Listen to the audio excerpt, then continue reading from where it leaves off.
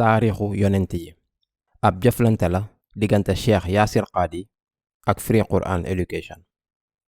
dinañu jàng série bu siiw bu Cheikh Yassir Qadi joxe.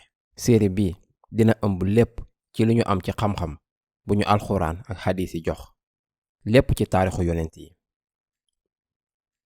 dina tax nit ku ne dina mën a jàng lépp ci dundu yonent bu ne ak liggéeyam ci benn kilik kese, ci aw làkkam ak ci anam yu rafet.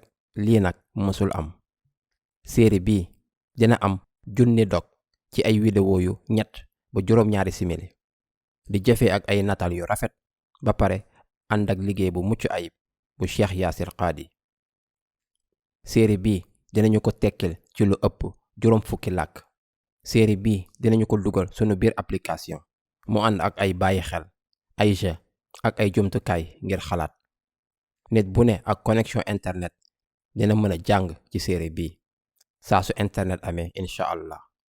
mu daldi nekk ab sadaqa jaariya, ab sarax bu dul musa jeex ngir ku joxe mu mun ñu dimbale ñu def série bii mën a am incha allah. njëgu projet bi $50,000 weer bu ne ci juróomi at, wala $1 million boo boole lépp.